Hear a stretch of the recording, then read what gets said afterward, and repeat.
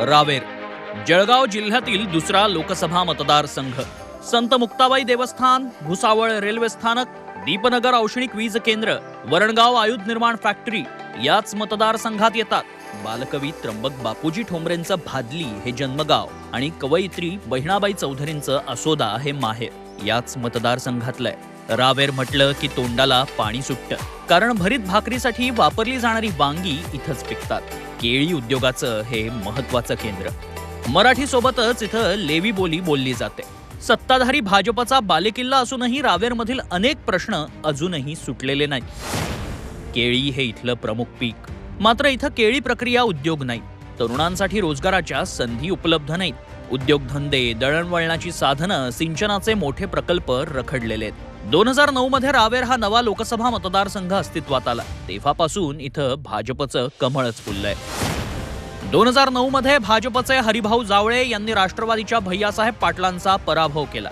2014 मध्ये भाजपनं खडसेंची सूनबाई रक्षा खडसे यांना मैदानात उतरवलं. त्यांनी राष्ट्रवादीच्या मनीष जैन यांना हरवून लोकसभेत प्रवेश केला. 2019 मध्ये रक्षा खडसे दुसऱ्यांदा खासदार झाल्या. त्यांनी काँग्रेसच्या डॉक्टर उल्हास पाटलांना पराभूत केलं. विधानसभेचा विचार केला तर भाजपचे 2, काँग्रेसचे 2, शिवसेनेचा 1 आणि अपक्ष 1 आमदार आहे. विजयाची हॅट्रिक साधण्यासाठी भाजपनं रक्षा खडसेंना तिसऱ्यांदा संधी दिली आहे. रावेरमध्ये लेवा समाजाचा मोठा प्रभाव आहे. एकनाथ खडसे पुन्हा स्वगृही भाजपमध्ये परतल्यानं रक्षा खडसेंची ताकद आणखी वाढली आहे. तर राष्ट्रवादी शरद पवार गटानं यावेळी उद्योजक श्रीराम पाटील यांना उमेदवारी दिली आहे. वंचित बहुजन आघाडीनं संजय बांभणे यांना तिकीट दिल्यानं चुरस आणखीनच वाढली आहे. श्रीराम पाटील कोण आहे आणि काय उद्देशाने ते पक्षामध्ये गेले आणि कसं उमेदवारी मिळाली हे सगळं जनतेला माहीत आहे. मागच्या महिन्यात ते आमच्या पक्षात होते, त्याच्या आधीच्या महिन्यामध्ये अजितदादांकडे होते, आता लगेच तिसऱ्या महिन्यात राष्ट्रवादीत गेले.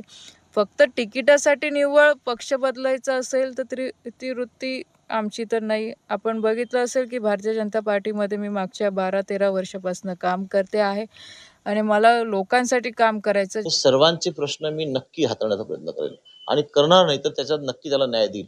ह्याचबरोबर ह्या मतदारसंघाच्या बाबतीतच माझा फक्त प्रश्न असेल. बाकी मला कुणाशी माझा विरोध नाही. मी एक थोडंसं हेल्दी कॉम्पिटिशन करणारा माणूस आहे.